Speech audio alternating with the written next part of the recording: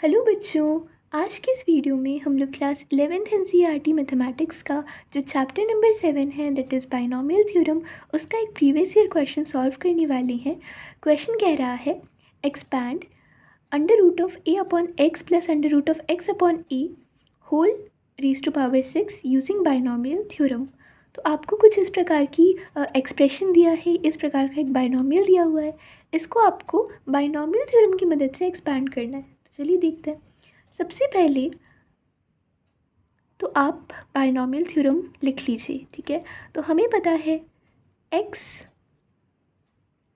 Plus y whole raise to power n का formula हमें पता है क्या होता है। NC0 x की पावर n और y की पावर 0। फिर क्या होता है, फिर x की पावर कम होती जाती है और y की पावर एक एक करके बढ़ती जाती है, राइट। तो आगे हो जाएगा फिर NC1 में x की पावर n -1 एक एक कम होगी और y की पावर ऐड होगी, ठीक है। Plus NC2 x n-2 y का square plus dot dot dot dot dot ऐसा चलता जाएगा। लास्ट जो टर्म होगी वो होगी NCn, n मतलब nth टर्म, राइट। x की पावर 0, क्योंकि x की पावर कम हो रही है ना, तो लास्ट में कितनी कम हो सकती है, 0 तक कम हो सकती है, ठीक है। और y की पावर ज़्यादा हो रही है, बढ़ रही है, तो y की पावर n। तो ये बेसिकली हमारा बाइनोमियल थ्योरम है, ठीक है, या एक्सपेंशन फार्मूला भी कह सकते हैं। अब क्या करना है, अब बस आपका जो यहाँ पे x है उसकी ये वैल्यू है और y है उसकी ये वैल्यू है, बस इसे पुट कीजिए और आपको आंसर मिल जाएगा, ठीक है। तो चलिए देखिए, n मतलब बेसिकली n होता है आपका इंडेक्स, ठीक है, याद रखना इसे इंडेक्स बोला जाता है, ठीक है। और ये भी याद रखना कि जितने नंबर ऑफ टर्म्स होते हैं वो इंडेक्स प्लस 1 होता है। मतलब मान लो कि मेरा इंडेक्स है 6, ठीक है, तो कितने टर्म्स होंगे, 7 टर्म्स होंगे। जितना इंडेक्स होता है उससे एक प्लस कर दो तो उतना आपका क्या होता है, उतने टर्म्स होते हैं। फॉर एग्जाम्पल क्वाड्रेटिक इक्वेशन लिखना है तो 2x² प्लस 5x प्लस 2। अगर ये मेरे पास क्वाड्रेटिक इक्वेशन है तो ये क्वाड्रेटिक इक्वेशन है, मतलब इसकी जो अगर आप इसमें बाइनोमियल के फॉर्म में लिखेंगे अगर, तो वो आपके दो वेरिएबल्स में आएगा, राइट। तो उसका होल पावर 2 होगा, समझ रहे हो। मतलब अगर आप इसे स्प्लिट करके अगर सॉल्व करो तो वो मान लो a प्लस बी, जो भी a प्लस बी होगा उसकी पावर 2 होगा, है ना। तो अगर आप ऐसे लिखते हो x plus y whole raise to power 2 तो क्या होता है, वो x² plus 2xy plus y², right. तो यहाँ पे अगर आप देखो तो जब इंडेक्स 2 है तब नंबर ऑफ टर्म्स हैं 3, ठीक है। और यहाँ पे जो पहला नंबर है उसके साथ पावर 2, फिर पावर 1, फिर यहाँ पे x की पावर 0, है ना। वैसे ही जो दूसरी आपके पास टर्म है उसकी पहले पावर 0 है, y की पावर 0 है ना, 0 मतलब 1, ठीक है, पावर 0 मतलब 1, फिर y की पावर 1 हुई, फिर y का स्क्वायर हुआ।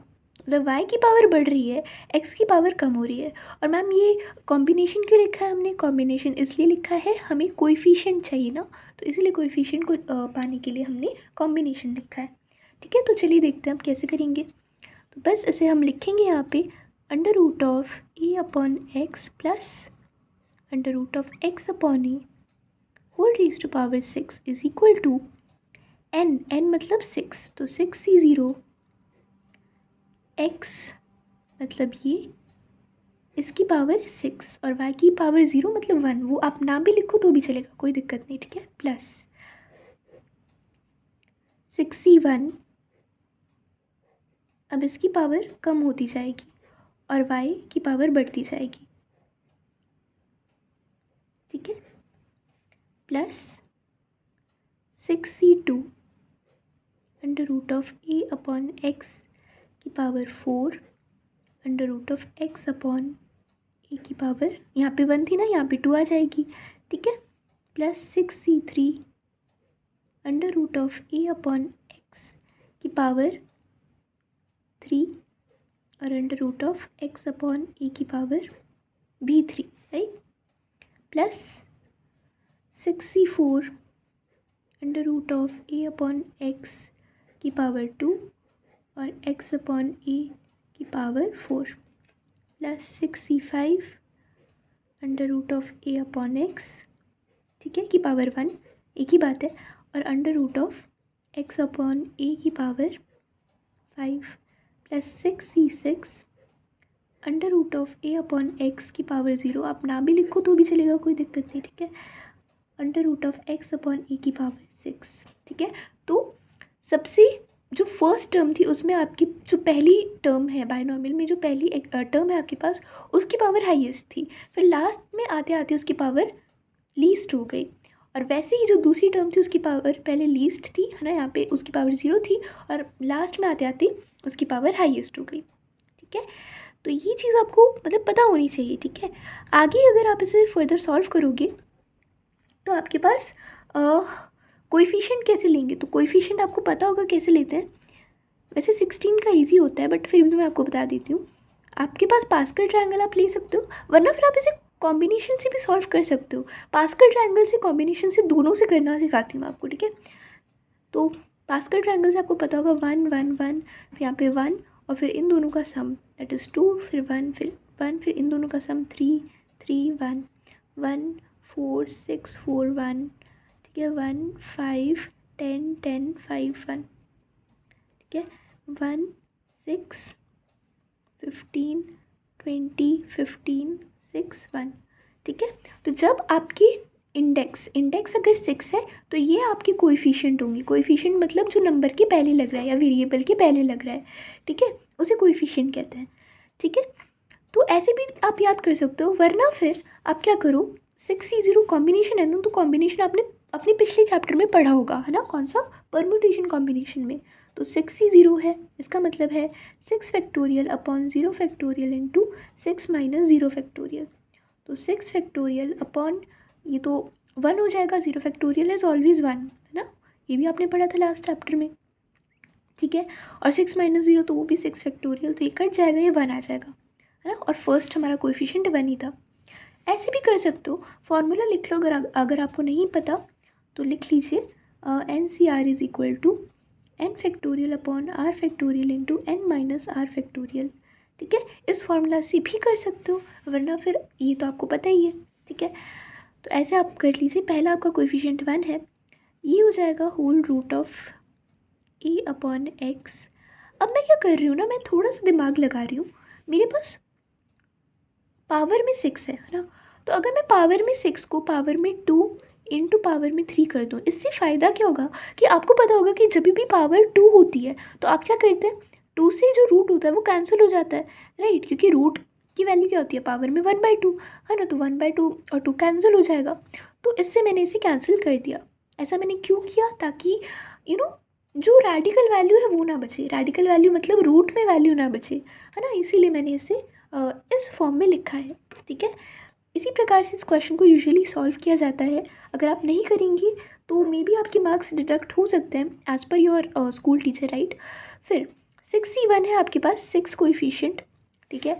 अब यहाँ पे देखो, इसको अगर आप लिखेंगे तो यहाँ पे मैं आपको लिख के दिखा देती हूँ, ठीक है। Under root of 5 under root of a raise to power 5 upon under root of x raise to power 5 into under root of x upon under root of ए।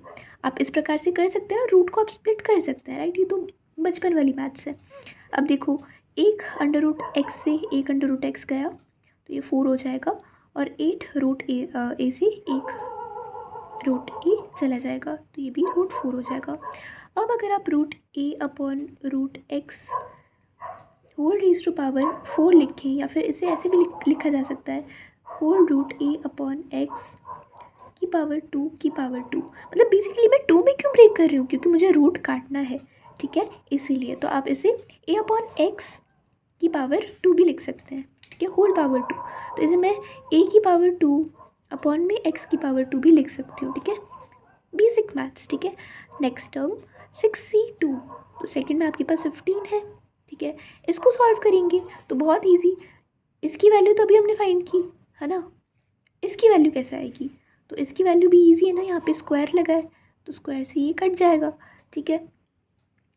और इसकी वैल्यू तो अभी हमने फाइंड की ना, ए स्क्वायर अपॉन एक्स स्क्वायर, है ना, into में एक्स अपॉन ए आ गया आपके पास, तो ए से ए कट जाएगा, एक्स से एक्स कट जाएगा, तो ये ए अपॉन एक्स बचेगा यहाँ पे, तो ए अपॉन में एक्स बचेगा, ठीक है। Next we have, I am sorry, थोड़ा सा यहाँ पे सारा एकदम मगअप हो गया है, सारा एक साथ कंडेंस हो गया है, तो सॉरी फॉर दैट। ठीक है, बट आई होप आपको समझ में आ रहा होगा कैसे करना है ना। इजी क्वेश्चन है वैसे। 6C2, अब यहाँ पे सॉरी 6C3, तो यहाँ पे थर्ड जो टर्म है, आई थिंक मैंने कुछ गलत तो नहीं किया, फर्स्ट सेकेंड, हाँ फोर्थ टर्म, तो यहाँ पे 20 आपका आएगा। और इसको आप करोगे तो कैसे करोगे, root a cube upon root x cube into root x cube upon root a cube, इससे ये कटा, इससे ये कटा, 1 ही आ गया, तो मतलब ये 20 ही रहेगा। ठीक है, 20 रहेगा। ठीक है, प्लस करेंगे 6C3, अच्छा ये तो हो गया, 6C4 है ना ये वाला, सो ये 2 से तो ये कट जाएगा। ठीक है, और इसे आप लिख सकते हैं इस प्रकार से, देखिए यहाँ पे मैं लिखती हूँ, ए अपॉन एक्स बचेगा। ठीक है, into whole root of x upon a की पावर 4 है ना, तो 2 की पावर 2 कर दिया। इससे फ़ायदा क्या, अगेन वही फ़ायदा। ठीक है, इंटू एक्स अपॉन ए, मतलब इसका भी स्क्वायर, इसका भी स्क्वायर, इससे ये कटा, इससे ये कटा, मतलब एक्स अपॉन ए बचेगा आपके पास। तो 6C4 था आपका, मतलब बेसिकली फिफ्थ टर्म थी आपकी, कोएफिशिएंट 15, और ये हो जाएगा एक्स अपॉन ए। ठीक है, आई होप आपको समझ में आ रहा होगा, बहुत इजी क्वेश्चन है ना। Now next term is 6। ठीक है, 6 कोएफिशिएंट है, इसको सॉल्व करोगे तो देख लो, under root of a upon x into under root of x की power 5 upon under root of x की पावर 5, है ना। इसे आप under root of a upon under root of x into under root of x की power 5 upon under root of a की power 5 ना, ए की पावर 5। ठीक है, तो यहाँ से ए की पावर 4 हो जाएगी, यहाँ से एक्स की पावर 4 हो जाएगी। ठीक है, समझ में आ रहा है। अब इसको आप लिख सकते हैं under root of x upon a का स्क्वायर की पावर, होल पावर स्क्वायर, है ना। इससे ही कट जाएगा, तो ये x square upon a square आ जाएगा। ठीक है, तो 6x square upon a square. ठीक है, नेक्स्ट लास्ट टर्म, तो 6C6 आपका अगेन 1 है, और है ना 6C6 क्या है, 1 है आपके पास। ठीक है, और इसकी वैल्यू भी आपके पास 1 ही होगी, क्योंकि कोई भी नंबर रेज़ टू पावर 0 आपका 1 होता है। ठीक है, ये भी आपको पता होगा। और इसकी वैल्यू, तो इसकी वैल्यू निकालना ईजी है, कैसे देखो, आपके पास है under root of x upon a whole power 6, तो इसको आप पावर्स 3 और 2 में ब्रेक कर सकते हैं, जैसे हमने फर्स्ट टर्म के साथ भी किया था, राइट। सो देखेंगे 2 की पावर 3, इसे आपने काट दिया, तो ये हो जाएगा x cube upon a cube basically, है ना। ठीक है, x cube upon a cube. सो हमारे पास फाइनल आंसर क्या आया, हमारे पास फाइनल आंसर आया बेटा, फाइनल आंसर हमारे पास आया a cube upon x cube plus 6a square upon x square plus 15a upon x plus 15x upon a plus 6x square upon a square plus x cube upon a cube plus 20।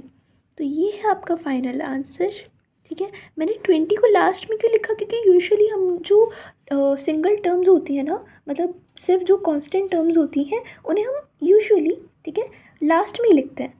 तो आप बीच में भी लिखें, कोई दिक्कत नहीं, एक ही बात है ना। तो यही आपका फाइनल आंसर होगा। आई होप ये क्वेश्चन आपको इजी लगा होगा, इतना डिफ़िकल्ट नहीं था। बेसिकली हमने वही अपनी बायनॉमियल थ्योरम का यूज़ किया, ठीक है, और इसी थ्योरम से हमने अपना आंसर निकाल लिया। और आपको ये कॉन्सेप्ट भी पता होना चाहिए पास्कल ट्रायंगल का और कॉम्बिनेशन का, और फार्मूला तो आपको पता ही होगा, राइट, कॉम्बिनेशन का फार्मूला। तो यहाँ पे हमने इस क्वेश्चन को सॉल्व किया। अगर फिर भी आपको डाउट है कि लग रहा है कि मैम यहाँ पे नहीं समझ में आया, तो आप कमेंट सेक्शन में मुझसे पूछ सकते हैं। अगली वीडियो में हम लोग और अच्छे अच्छे क्वेश्चंस लेकर आएंगे आपके लिए। तब तक के लिए अपना ख्याल रखिए। Take care and bye bye.